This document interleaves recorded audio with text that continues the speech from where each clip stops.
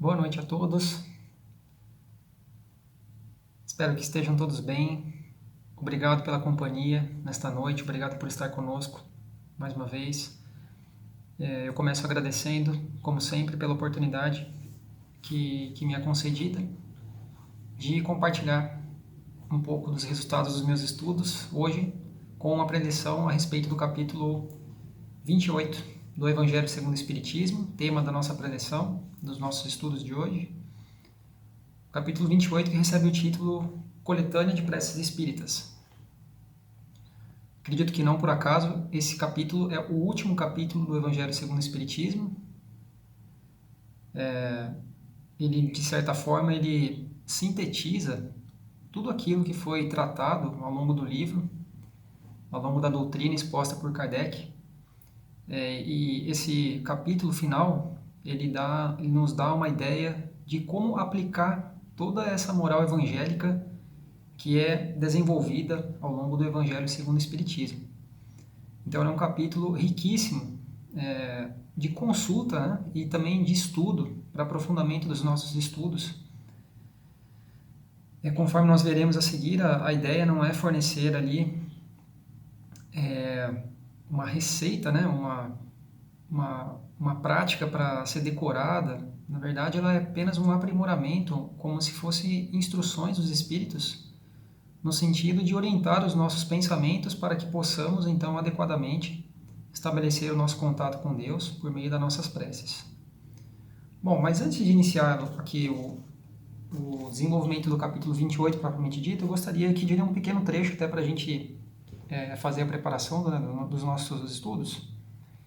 É um capítulo chamado A Prece, ele está contido nesse livro aqui, chamado Depois da Morte, de Leon Denis, um autor que eu gosto bastante, estudo bastante, e aliás, me coloco à disposição para fazer palestras a respeito dos livros, das obras de Leon Denis.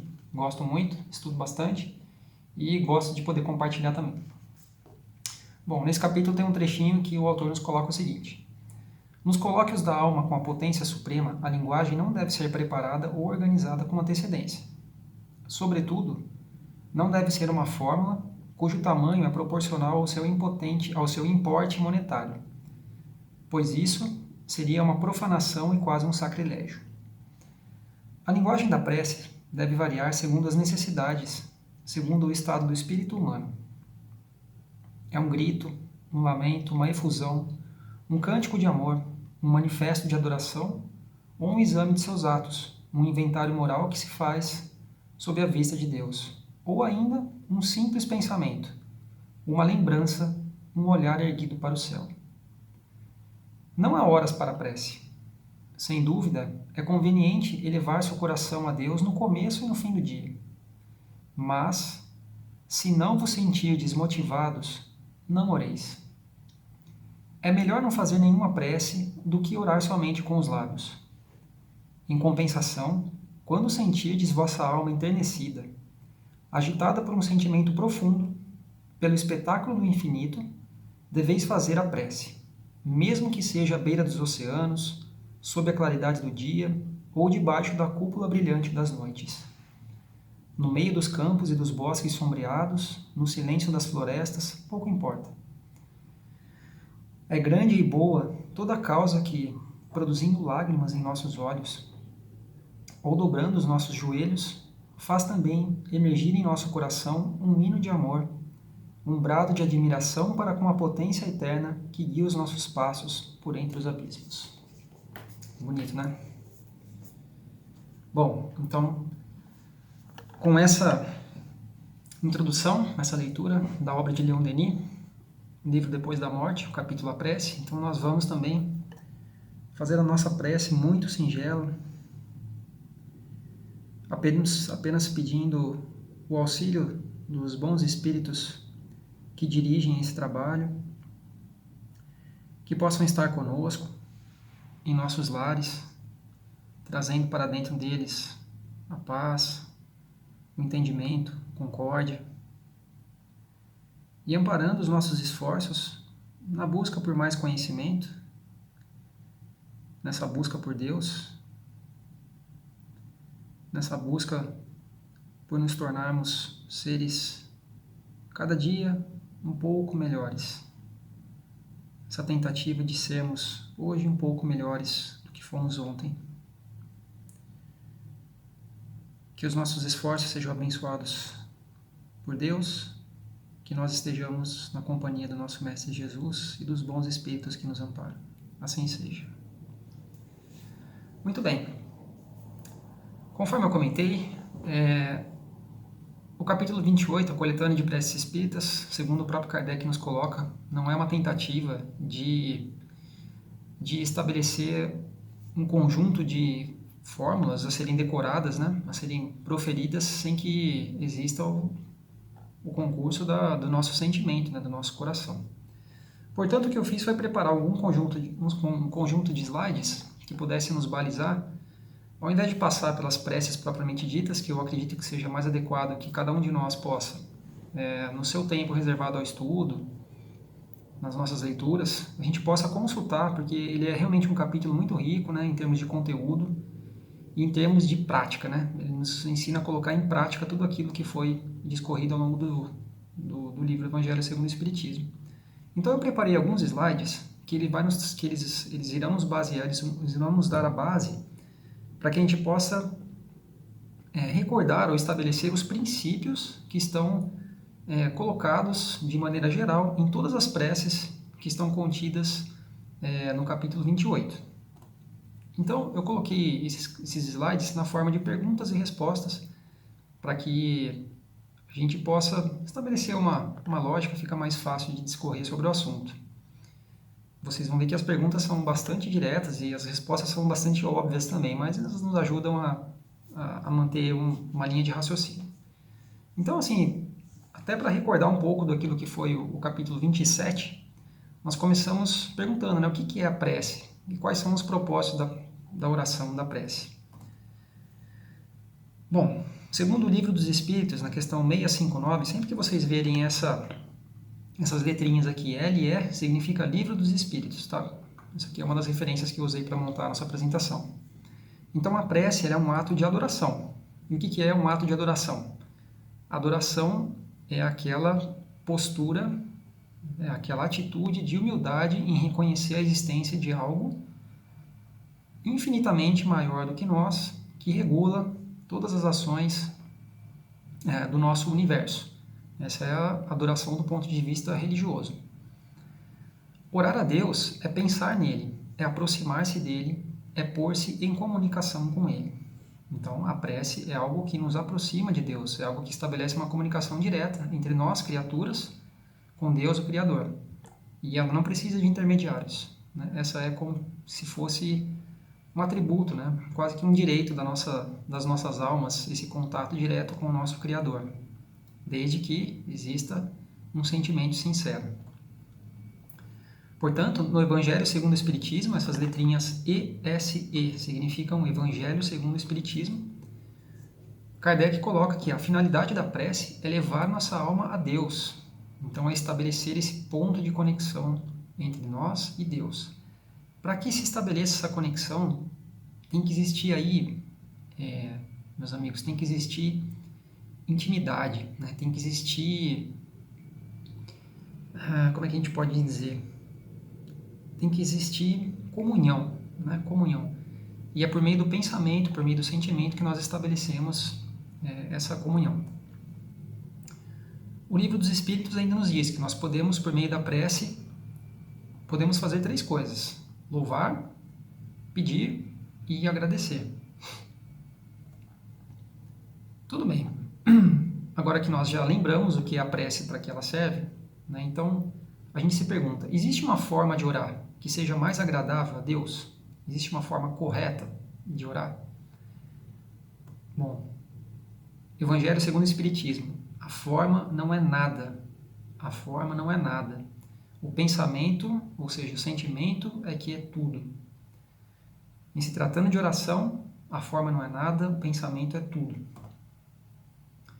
Os Espíritos não prescrevem nenhuma fórmula absoluta de preces. Isso está muito claramente colocado logo na introdução do capítulo 28.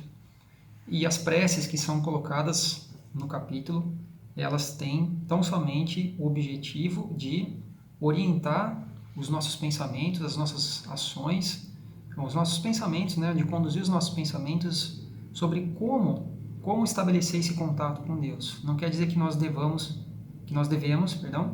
decorar aquelas preces que estão ali colocadas a título de ilustração, né? São exemplos de como nós podemos fazer, exemplos da aplicação da moral evangélica desenvolvida no livro.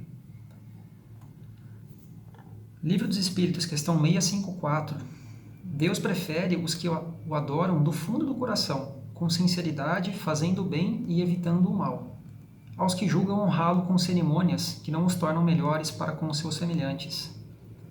Então, Deus prefere que nós oremos com humildade e que nos empenhemos para nos tornarmos melhores, com ações, não com palavras vazias. Faça cada qual a sua prece de acordo com suas convicções e da maneira que mais lhe agrade, pois um pensamento vale mais que numerosas palavras que não tocam o coração. Orientação deixada pelo nosso Kardec no Evangelho segundo o Espiritismo. As orientações são muito claras, eu acho que não necessitam de mais complementos da minha parte. Ainda, sobre a questão de se existe uma forma que seja mais correta, mais agradável a Deus de realizar as nossas orações. Bom, a doutrina espírita é a doutrina de Jesus, né? Então, as condições da prece foram claramente definidas por Jesus. Quais foram elas? Se nós percorrermos os evangelhos, encontraremos os seguintes princípios. Não se coloque em evidência, ore em secreto, né? Está lá no Evangelho de Mateus, né? Entre no seu quarto, feche a porta, né? E faça a sua oração recolhida. Não finge orar bastante para atrair a admiração de quem possa vê-lo. Não será pelas muitas palavras que será atendido, mas sim pela sinceridade delas.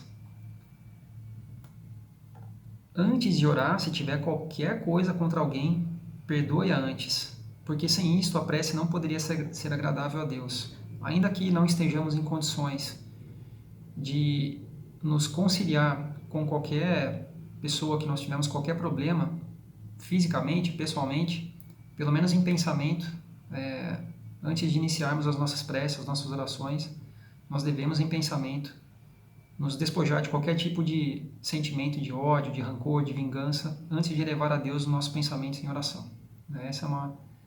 Essa é uma forma de oração agradável a Deus, certamente. Examine seus defeitos e não as suas qualidades. E se for se comparar com os outros, procura o que existe de mal em você mesmo. Então, realizar um inventário moral das nossas ações. Ao final do dia, antes de dormir, a gente faz aquela passagem mental pelas nossas ações ao longo do dia e faz uma reflexão. Aonde é que nós estamos errando? Onde é que nós podemos melhorar?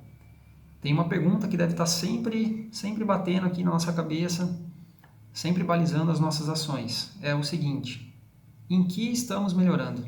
Em que cada um de nós, em que eu estou melhorando? Então, onde estão os meus esforços estão concentrados para corrigir qual desvio da minha personalidade, qual fraqueza de caráter eu ainda tenho e aonde eu estou colocando os meus esforços para melhorar isso. Isso tem que estar presente em todos os momentos da nossa vida. A gente tem que se concentrar nisso, orar e vigiar. Então, vigiar é isso, colocar os nossos esforços de uma forma concreta, para que a gente se policie, tome cuidado. E a oração ela serve exatamente também para que a gente consiga as forças necessárias para levar essa empreitada até o fim. Outra pergunta. Minhas preces podem me tornar uma pessoa melhor? Livro dos Espíritos, questão 660. Aquele que ora com fervor e confiança se torna mais forte contra as tentações do mal e Deus lhe envia os bons espíritos para o auxiliar. É um socorro que jamais lhe é recusado quando pedido com sinceridade. Então, as preces nos tornam melhores no sentido de que elas nos colocam mais próximos, obviamente, de Deus, que se nosso pedido for sincero e for adequado, for razoável, então os bons espíritos vêm ao nosso auxílio. Essa proximidade com os bons espíritos certamente nos favorece, nesse sentido que nós podemos aproveitar essa oportunidade para nos tornarmos, sim, pessoas melhores. Questão desenvolvida aqui no Evangelho segundo o Espiritismo. Os maus espíritos só estão onde podem satisfazer a sua perversidade.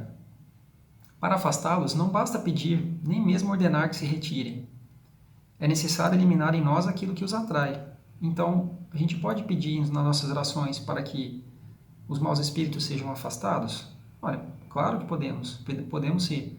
Mas é sempre bom lembrar de que essas conexões elas existem muito mais por conta daquilo que nós temos em nós, né? Do mal que nós ali trazemos em nós. Então, não basta pedir na oração. A gente também tem que, do nosso lado, empreender esforços no sentido de eliminar a causa do mal que está em nós, que favorece a aproximação desses espíritos que ainda também, em questão, assim, em nível de inferioridade ainda, acabam nos obsidiando.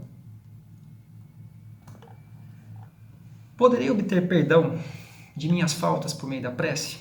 Só a oração pode apagar os erros que eu cometi por meio das minhas faltas?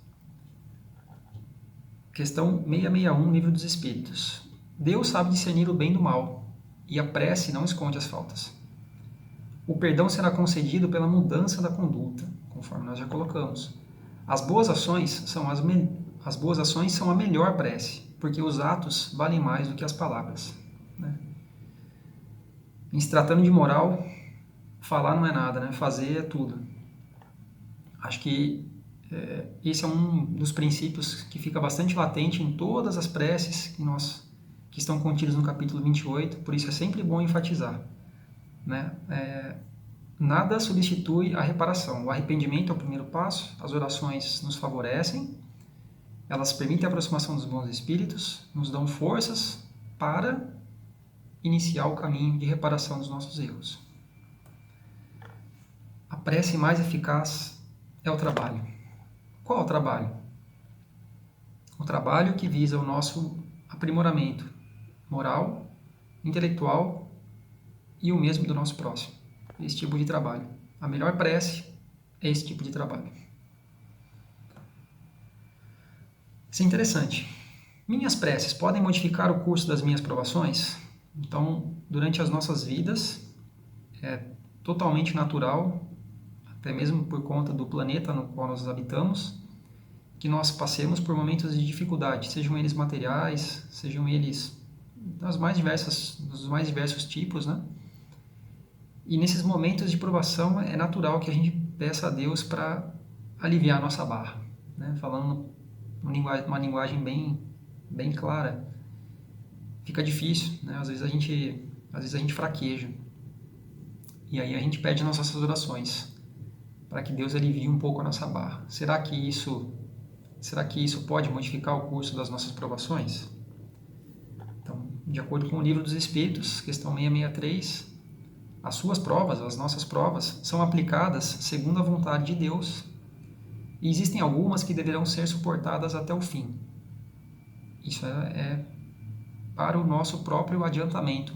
Vale lembrar que muitas das provas que nós pedimos para passar aqui enquanto estamos encarnados, elas foram pedidas por nós mesmos, né, durante o nosso período de preparação, porque nós sabemos que se nós suportarmos essas provas com resignação, com coragem, elas certamente nos proporcionarão experiências e conhecimentos que nos farão espíritos mais fortes e, portanto, merecedores de uma condição melhor também. A prece atrairá para si os bons espíritos, que lhes darão força e coragem de suportar as provas com resignação, fazendo com que pareçam menos duras. A prece nunca é inútil, quando bem feita, porque fortalece aquele que ora. Ajuda-te e o céu te ajudará. Então, pessoal, assim, as nossas orações não vão afastar as provas dos nossos caminhos, né? Elas fazem parte do nosso processo de evolução. Elas dão medida para o nosso valor, né? É por meio dela que nós crescemos espiritualmente.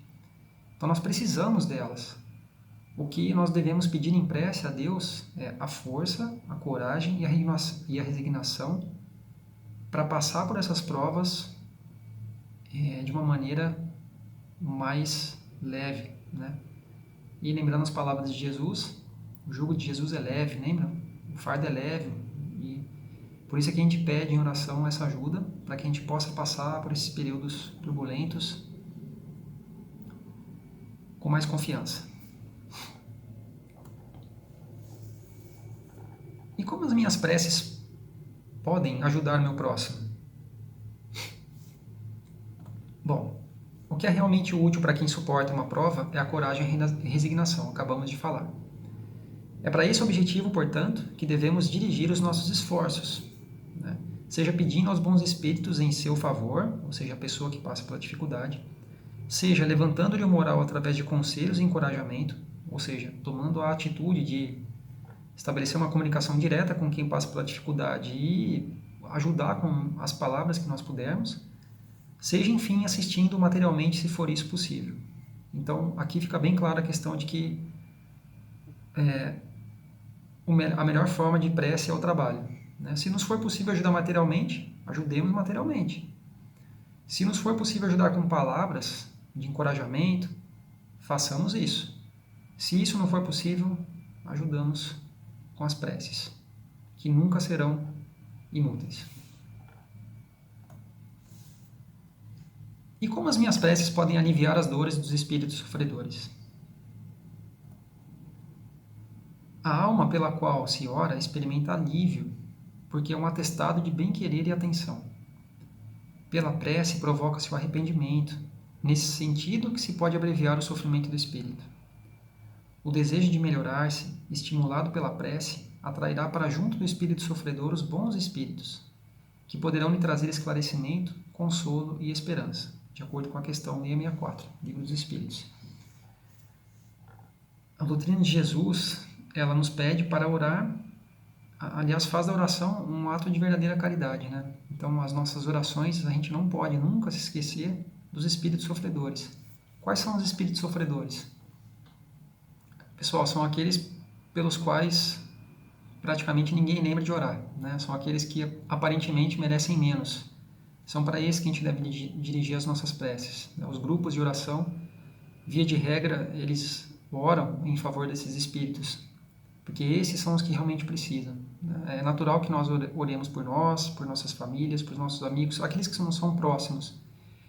E esses que são considerados réprobos, né, são desprezíveis, muitas vezes acabam ficando esquecidos das nossas orações. Mas, pelo que nos pede Jesus, pelo que nos pede a doutrina espírita, para esses espíritos é que nós devemos orar mais. Então, de maneira geral, essas questões que eu levantei até esse momento da nossa exposição, elas vão, de alguma forma, são os princípios que estão contidos em todas as preces ali que estão expostas no capítulo, né? Então, as preces, elas estão organizadas em grupos. Então, são as preces gerais. As preces gerais podem ter, por exemplo, preces para abertura e encerramento de reuniões espíritas, prece a ser dita pelo médium, né, nos trabalhos do centro espírita.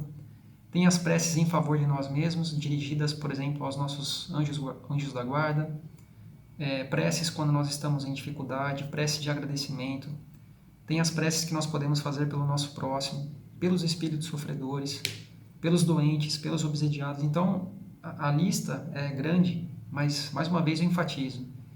E Kardec também enfatiza. Aquelas orações, elas não são de forma alguma para serem decoradas. Na verdade, elas são como se fosse um material de estudo e nos servem de exemplos para que nós possamos, nos nossos momentos de recolhimento, nos nossos momentos de intimidade com Deus, né, para que a gente possa usar aquilo de exemplo e estabelecer o nosso próprio contato, né? A gente não precisa de palavras para orar, né? O pensamento e o sentimento bastam.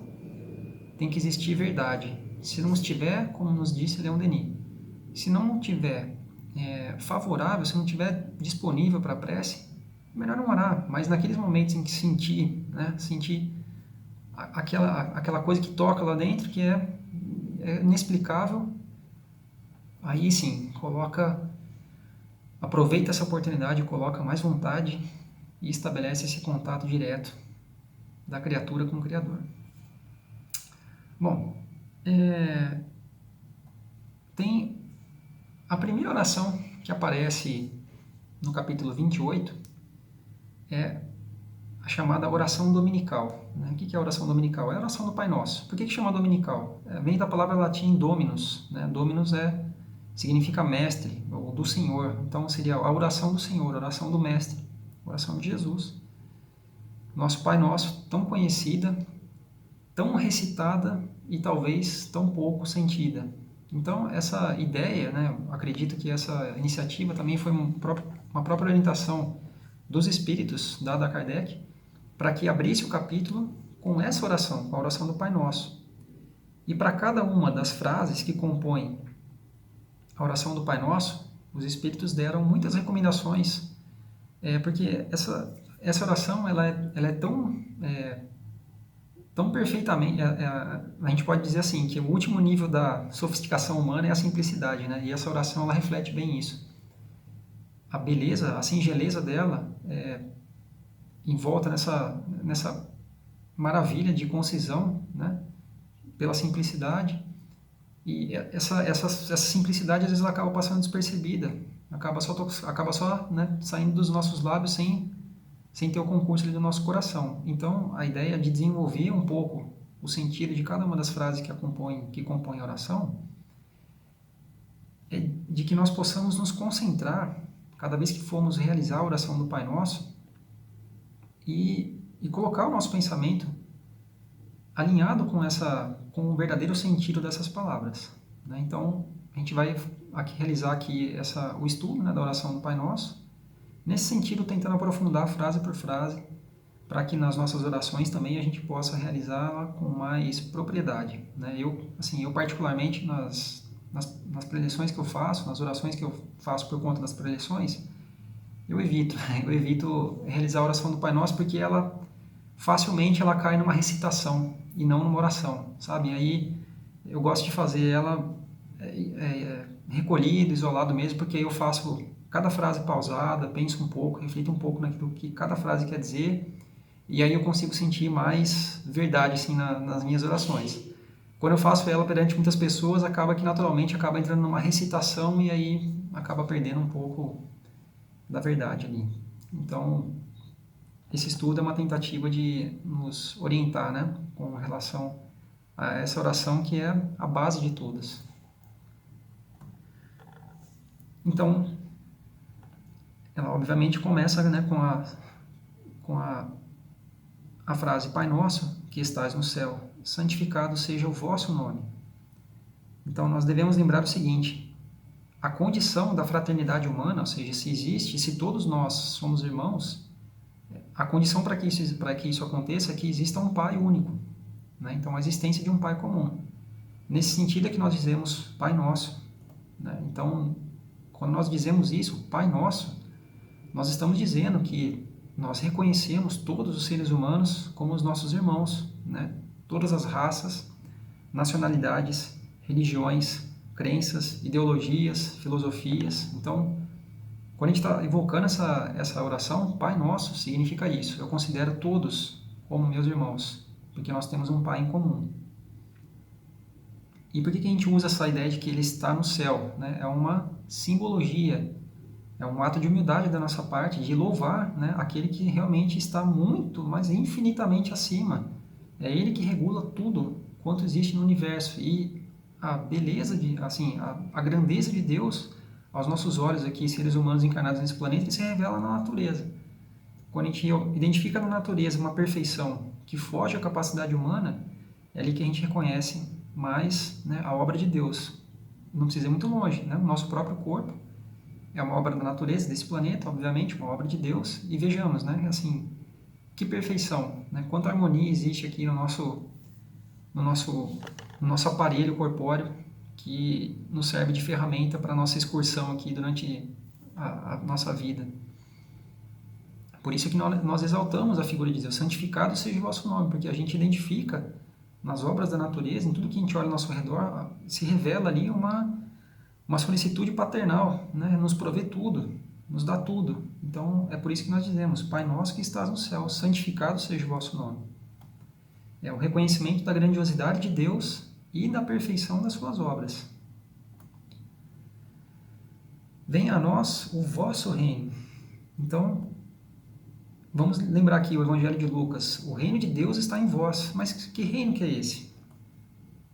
É o reino que está dentro de cada um de nós. Assim, a gente não pode esperar estabelecer um reino que vem, um reino de paz, um reino de justiça, que venha de fora para dentro, né? Esperar que as coisas aconteçam de fora para dentro. Não, tem que ser de dentro para fora. Então, o reino de Deus será estabelecido no nosso planeta quando cada ser humano aqui encarnado, quando cada espírito que povoa esse planeta, ele se empenhar na sua reforma moral, na sua reforma íntima.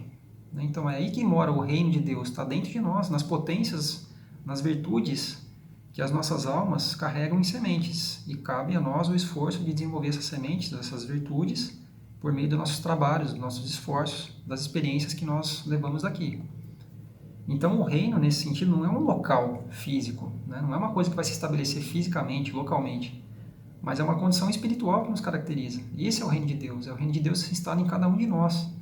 E uma vez instalado em cada um de nós, o grupo disso, né, o conjunto disso, traz ao nosso planeta, então, o reino de Deus. Seja feita a vossa vontade, assim na terra como no céu. A vontade de Deus, ela se exerce no universo por meio de leis perfeitas, são chamadas leis naturais. São leis que regulam tanto o domínio das coisas no campo material, quanto o domínio dos fatos no campo moral. Então é assim, por exemplo, que nós temos as leis, né, que nós chamamos leis de causa e efeito, por exemplo. Lei de causa e efeito é aquela questão de que a cada qual segundo o seu merecimento, né? Se nós fazemos boas ações, colhemos bons resultados. Ações que vão contra as leis, nós colhemos também o resultado. E as leis também, as leis naturais também se mostram no campo material. Então, por exemplo, a lei da gravidade, né, é uma lei natural também, né? Então elas se conjugam, elas regulam todas as ações do universo. Então, como nós dizemos, não tem uma folha que cai de uma árvore sem que Deus saiba, né? Então, fazer a vontade de Deus é observar essas leis. Como é que a gente faz para observar essas leis? Bom, estudando a nós mesmos, né? Como Deus é perfeito em tudo, onde é que Ele colocou essas leis? Essas leis, elas estão nas nossas próprias consciências. Ah, sim, mas tem gente que faz coisa errada.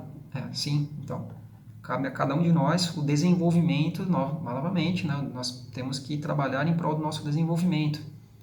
Isso não acontece em uma vida só. São muitas vidas, né? Muitas experiências ainda. E na medida que nós vamos passando por essas experiências, algumas delas muito dolorosas, nós vamos adquirindo a sabedoria, nós vamos adquirindo aquilo que o nosso conhecimento, que é o que nós nunca perdemos. Nunca, né? O espírito nunca retrograda na sua bagagem de conhecimento. Ele pode estacionar por conta da sua personalidade, das suas fraquezas, mas ele nunca retrograda, nunca volta. Sempre avança, né? Então, por isso que a lei do progresso também é uma outra lei. E a lei do progresso é filha da lei do trabalho, né? Então, a lei do trabalho é dever para nós aqui, espíritos encarnados nesse planeta. Trabalho, de novo, no sentido de colocar as nossas inteligências, desenvolver as nossas inteligências para aprender a retirar da natureza tudo aquilo que nos é necessário para que a gente possa sobreviver ou melhorar as nossas condições nesse planeta, mas sempre no sentido não de explorar a natureza, né? Mas de se harmonizar com a natureza, né? Fazer uso daquilo que ela pode nos oferecer, estimulando assim o desenvolvimento das nossas inteligências e nos alinhando cada vez mais com as leis naturais. Então, fazer a vontade de Deus é observar essas leis. O pão nosso de cada dia dai-nos hoje. Nós pedimos, né, por meio dessa frase, o alimento material para a manutenção das nossas forças físicas, que são necessárias. E aqui cabe, né, aquela frase que a gente deve comer para viver e não viver para comer. E nós também pedimos o alimento espiritual para o desenvolvimento da alma. Como é que a gente busca esse alimento espiritual? A prece. A prece é o elemento primordial, é o elemento primeiro, né, desse alimento espiritual que a gente deve buscar para fortificar, né, para nos dar forças para prosseguir com a nossa jornada aqui. Mais uma vez, nós nos remetemos aqui à lei de trabalho, que para nós é um dever, né? Que nos leva a exercitar as nossas inteligências, extrair da terra, nossa mãe, nossa nutriz, tudo aquilo que ela nos oferece e que pode fazer de nós co-criadores, né? Vamos dizer assim, nós podemos criar junto com Deus. Então é natural que a gente olhe para a nossa paisagem e ela esteja hoje modificada pela presença humana, né? Significa que nós temos essa capacidade. Se nós colocarmos um grupo de animais em uma determinada área e deixá-los lá por muitos anos, a gente vai voltar naquela área e ele vai continuar da mesma forma, né? Nós temos essa capacidade, nós seres humanos, de empreender, né, de realizar modificações ali. O que a gente ainda não está sabendo fazer muito bem é fazer uso desses recursos sem explorar a natureza, né? Mas as leis, assim, elas são inexoráveis, não tem como. A gente vai ter que aprender isso de uma forma ou de outra porque elas são perfeitas, né? Elas cobram de nós aquilo que, nos pontos onde nós estamos errando, individualmente e coletivamente também. Quando nós pedimos somente o pão nosso de cada dia também, nós estamos pedindo a Deus para que nos dê sabedoria, né, prudência e moderação para que nós façamos uso e não abuso dos recursos materiais em favor do nosso aprendizado. Então, usar os recursos materiais para o nosso aprendizado na medida correta, né, sem exageros, é o que prevê a lei divina. Se está sobrando aqui, é porque está faltando em algum lugar, né? Então aí é de acordo com a consciência de cada um, né? Mas de certa forma, é um dever que nós temos de fazer aquilo que está sobrando para cada um de nós chegar nas mãos de quem está sem. De novo, de acordo com as próprias consciências. Isso aí, cada um tem a sua própria medida e cada um deve buscar além de si isso, né? Cada vez mais por meio desses momentos de recolhimento e de conversa com Deus. Pedimos a Deus também para que perdoe as nossas dívidas, assim como nós perdoamos os nossos devedores. Então, a primeira coisa que nós estamos fazendo é nos colocando numa postura de humildade para reconhecer as nossas próprias faltas. É o que nos caracteriza, a todos nós que estamos aqui. Então, esse é um ponto importantíssimo. Cada um de nós está num ponto diferente da sua caminhada. Mas uma coisa que nos torna iguais aqui é que todos nós temos pontos a melhorar, né? Uns mais, outros menos, mas de qualquer forma somos todos ainda imperfeitos. E essa convivência entre imperfeitos, ela tem um objetivo, que é fazer com que nós sejamos tolerantes com relação aos erros do nosso próximo, porque nós sabemos que as nossas faltas também precisarão ser toleradas por eles.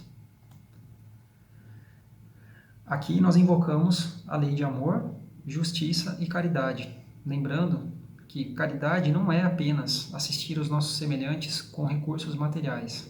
A caridade envolve principalmente conceitos morais, né?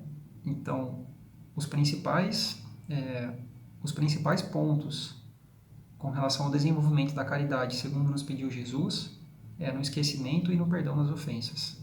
Então, por meio dessa simples frase, quando nós pedimos para Deus para perdoar as nossas dívidas e nós nos comprometemos com Ele, dizemos assim: eu também perdoo aqueles que falharam comigo, porque é uma questão de reciprocidade.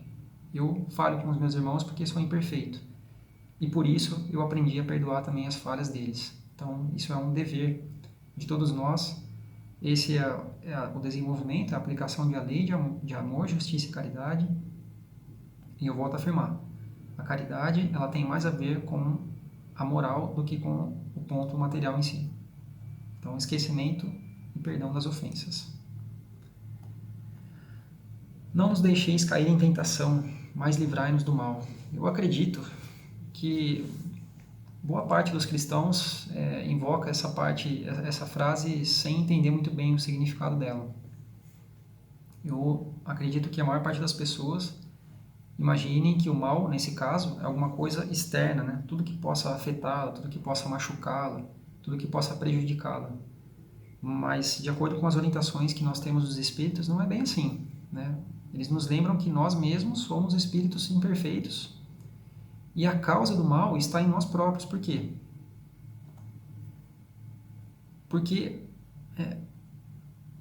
o mal que ainda existe em nós, que, vamos lembrar aqui, é sempre fruto da nossa ignorância, então o mal não é uma condição, não é um atributo do nosso espírito, o mal é uma condição temporária, fruto da nossa ignorância ainda. Ignorância no sentido de desconhecimento da profundidade, né, da aplicação das leis naturais. As nossas experiências, as nossas vidas, elas nos levam cada vez mais a conhecer essas leis, a praticar essas leis e a desenvolver as nossas consciências.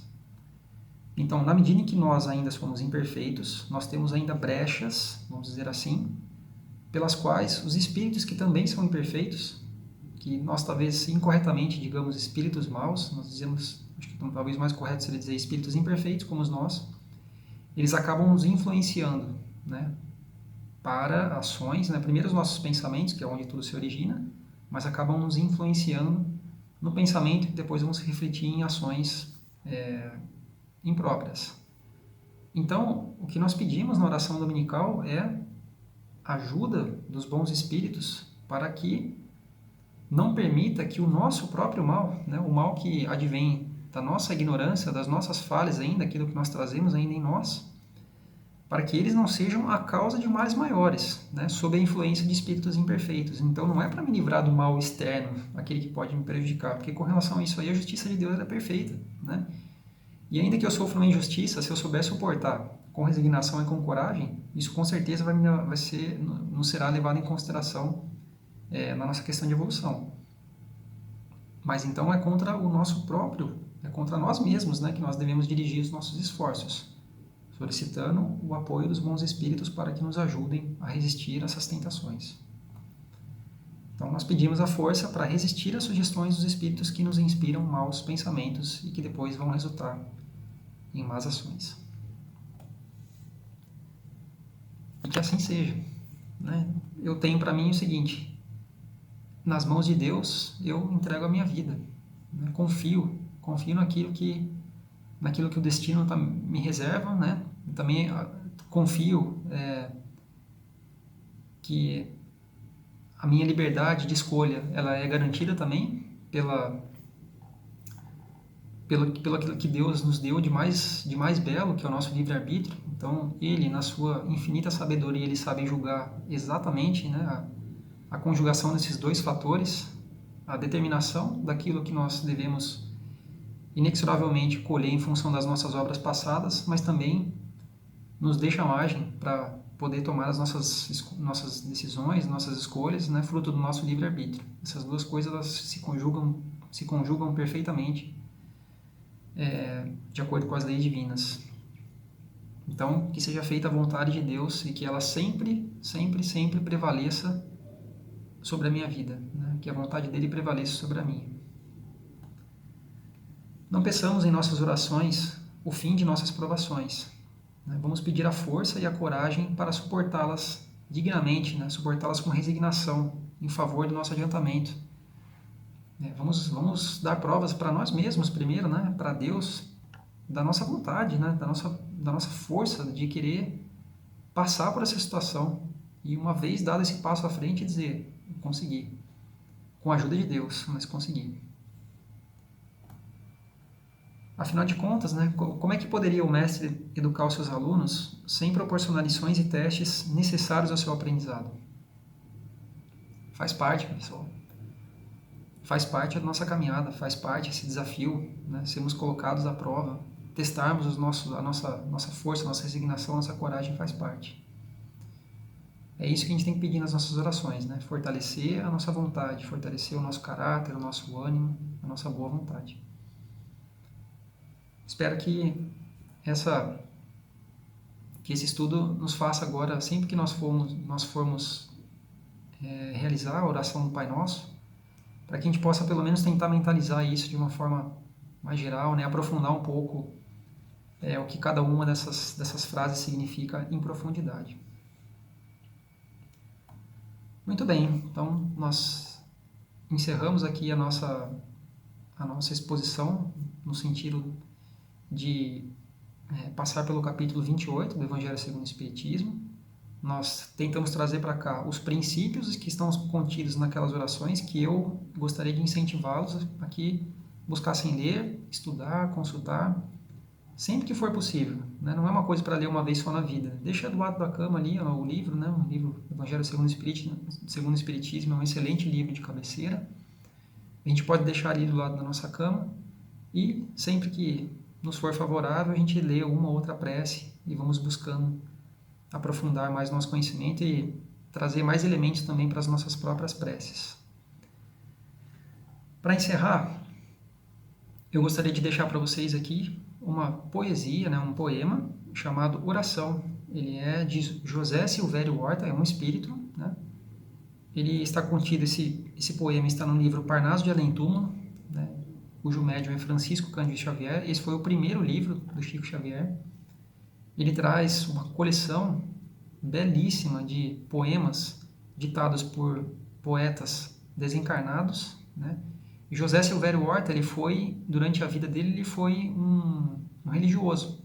Ele foi monsenhor da Igreja Católica. Ele viveu e trabalhou na região de Mariana, em Minas Gerais, muito conhecido pela sua bondade, pela sua humildade, pela sua singeleza. Então, um espírito realmente venerável, né?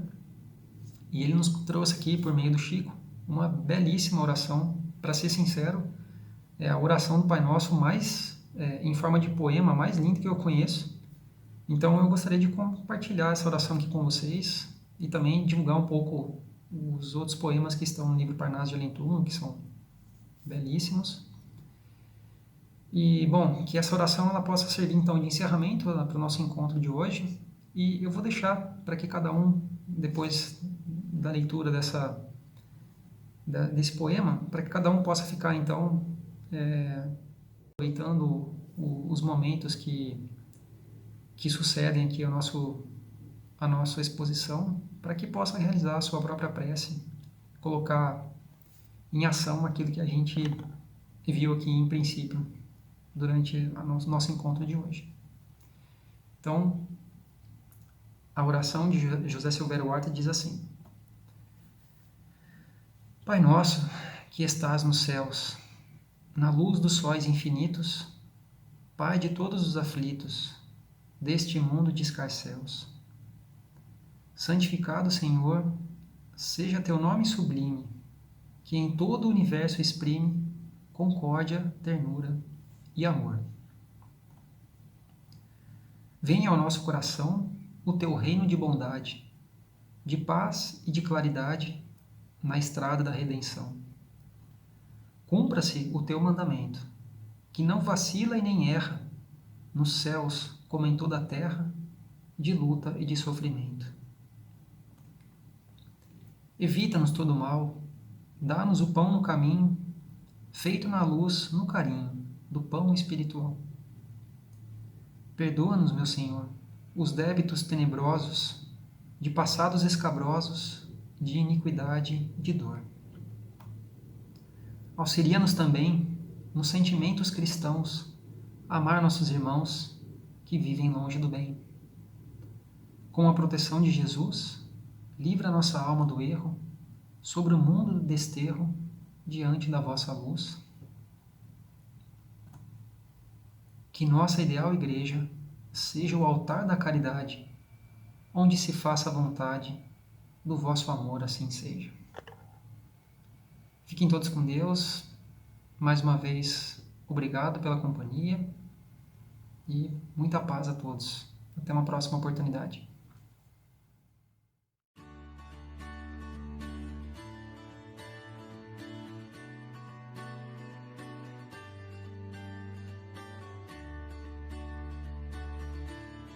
Bom, eu agradeço a Deus todos os dias pela oportunidade, né, desse trabalho que eu faço aqui como voluntária, porque quem vê de fora assim não imagina o quanto é gratificante, quanto amor que a gente coloca aqui dentro, né?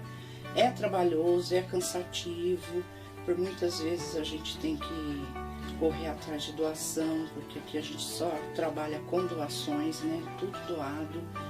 E muitas vezes não tem, então a gente corre atrás para montar os enxovais dos bebês, mas para mim é muito gratificante.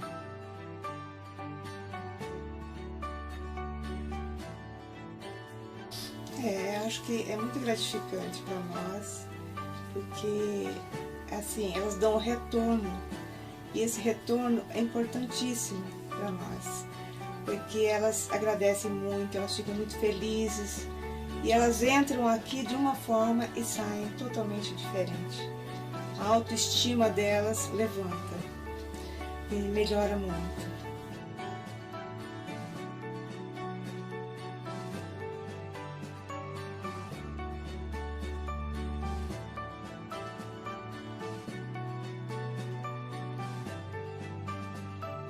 Eu cheguei aqui ao projeto como gestante. Na época eu passava muito por depressão. Fui muito acolhida aqui pelo pessoal, me sentia numa segunda casa. E o trabalho de todos aqui comigo foi de uma maneira tão acolhedora que eu me senti assim, de uma forma que depois que minha filha nasceu eu tinha uma necessidade de estar aqui, de alguma forma também para ajudar. E conforme minha filha foi crescendo, hoje não dependendo tanto assim, uma frequência mais de mim, e ela hoje está na escola, tudo, eu passei a vir para o Colmeia para poder ajudar as gestantes no que é necessário.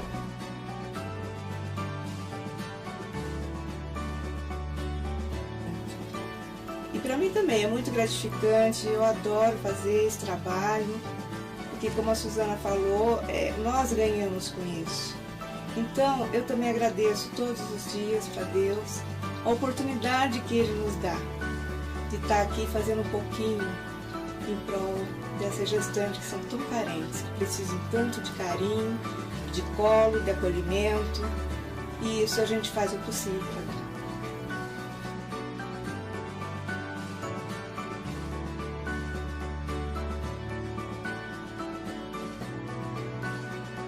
Então, aqui eu não comento que eu gosto aqui, porque eles tem bastante orientação, tem bastante gente profissionais, tem um grupo amigo, o grupo de terça-feira são as pessoas legais, sabe conversar, tem bastante mulher, um ajuda a outra, não tem briga. É um lugar que a gente desabafa bastante conversa, porque eu gosto de ficar aqui, porque às vezes em casa é muito agitado, às vezes muita correria. E aqui não, aqui você relaxa, tem esses projetos das cores que a gente brinca, às vezes é o rosa, às vezes é o branco, o violeta, que a gente fala que é da calma mesmo, assim, né, que a gente usa sempre o rosa. Eu acho legal. E assim, na questão também que às vezes ajuda a gente, né, que é gostoso na questão, às vezes ajudar, de ser bom com a gente, assim.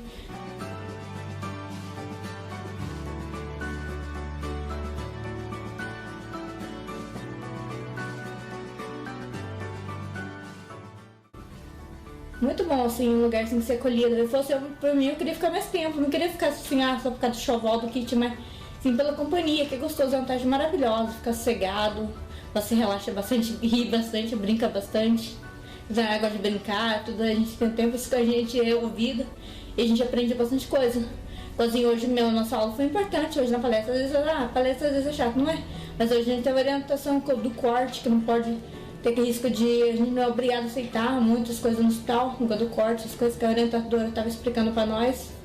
Isso é muito importante, já saber o direito e os deveres que a gente tem, no caso no hospital. Do leite mesmo, explicando como que faz para alimentação, tudo saudável.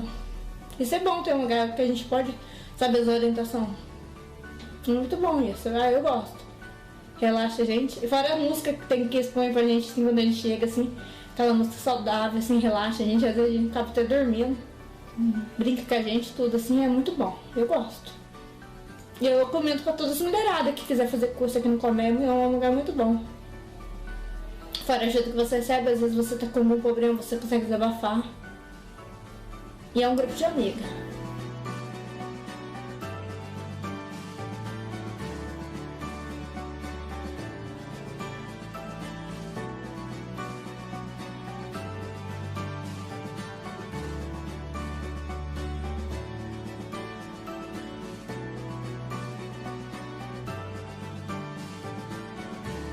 Para mim foi assim, algo que me ajudou muito na minha vida e eu gostaria de fazer o mesmo por outras gestantes também, que elas se sentissem tão acolhidas como eu me senti.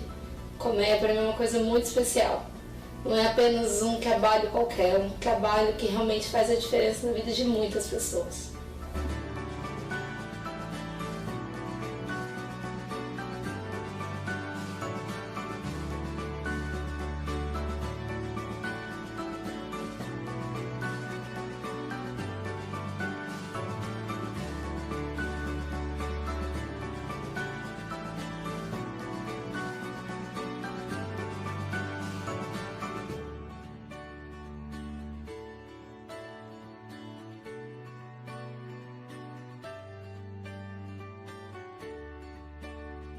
todos.